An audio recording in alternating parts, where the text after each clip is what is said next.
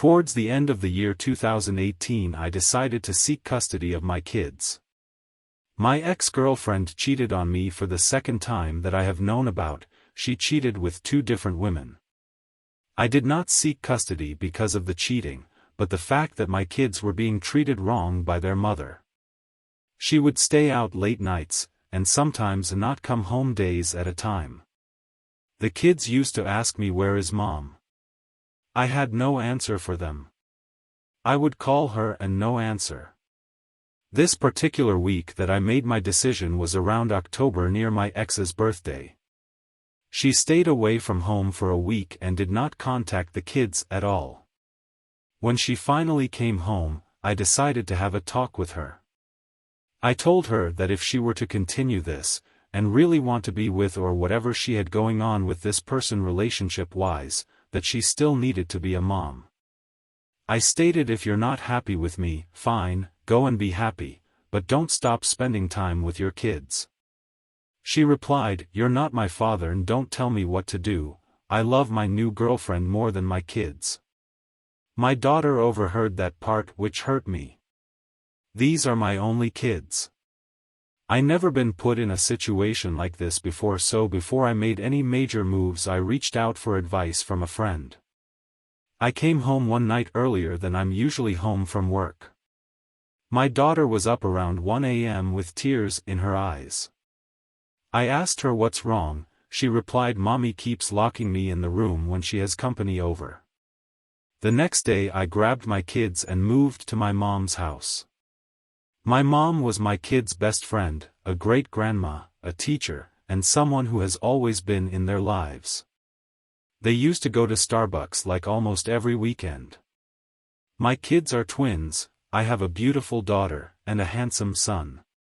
This situation made me look back at things. I was always taking my kids to parks by myself, out to eat, fun activities such as bowling, and to Chuck E. Cheese. My ex's family lived an HR away. However, my ex did not get along with her mother, and that led to my kids not knowing her side of the family. They knew her grandmother but did not see her often enough, which she never came to visit us. We would always have to go there. After filing for custody, a few months down the line my kids got to meet their court guardian. He was a much older guy and talked to my kids about the Beatles. Right then I knew that he didn't know much about kids. The kids told everything, including this I never heard them express to me. A few of the things that they told the guy, the kids already told my mom. They had such an open and good relationship. Court day, everyone told their side of the story.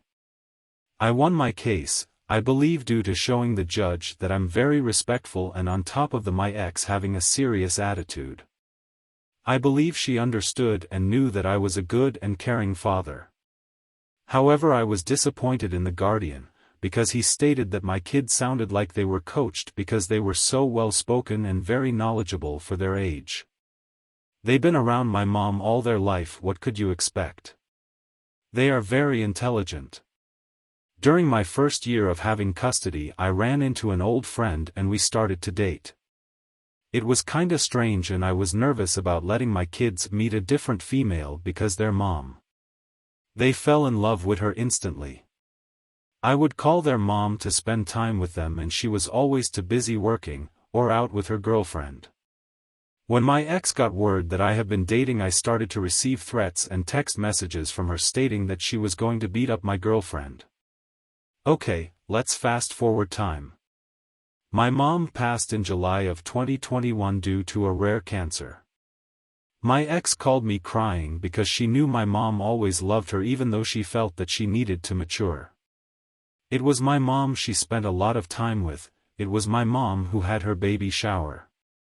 My ex and her girlfriend was having problems and broke up.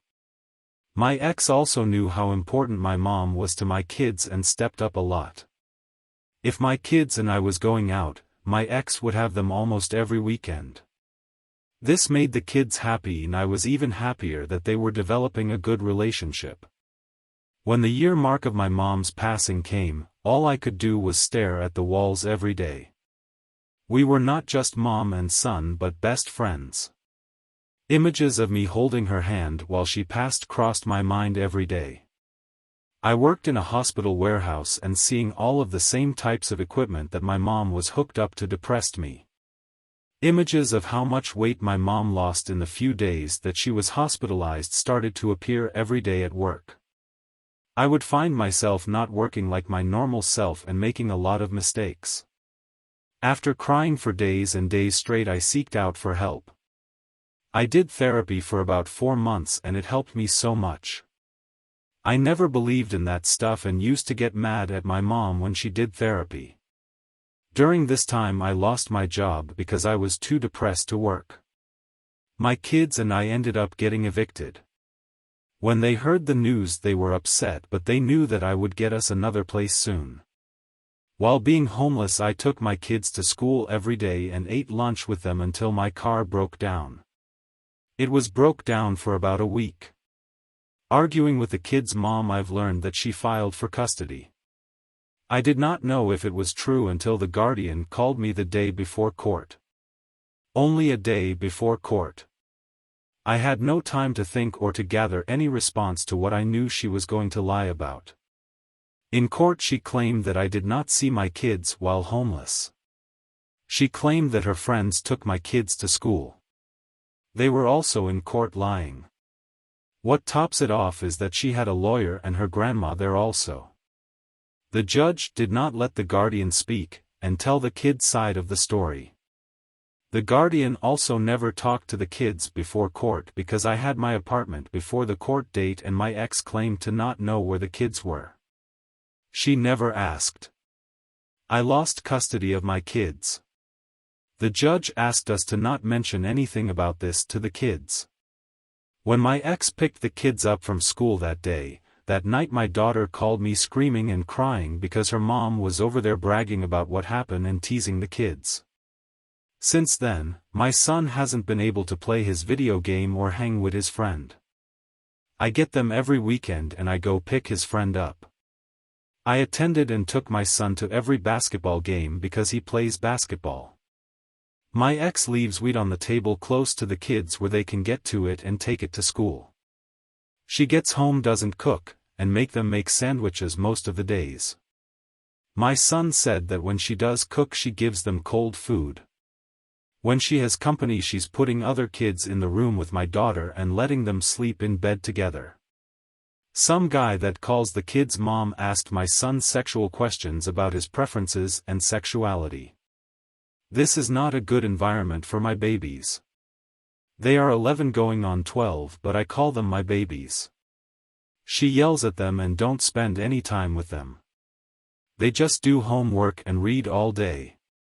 The custody order says that I am awarded them on weekends, but I've had them every Monday in January and February. Also I pick them up from school when she's working late. When my ex's car broke down I was the one who took my kids to school.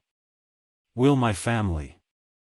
So where is this friend who takes my kids to school? All lies. In court I could tell that the judge wasn't going to side with me just because I didn't have a lawyer by the way he was responded to my questions and answers. The judge also claimed that the reason that he awarded the kids to her was because I worked overnight and had no babysitter for the kids. I told him that my cousin watches the kids at night, but that wasn't good enough for him. So I'm here fighting my ex, the lawyer, and also the judge alone. Also, it wasn't fair that her lawyer came to court late and we changed judges. We got a judge who knew no thing about the previous case, which wasn't fair at all. I changed my work schedule and I'm also seeking a lawyer for this matter. My son made me a robot toy the other day and told me that I was his hero. Hopefully this time I can win in court and be his hero again.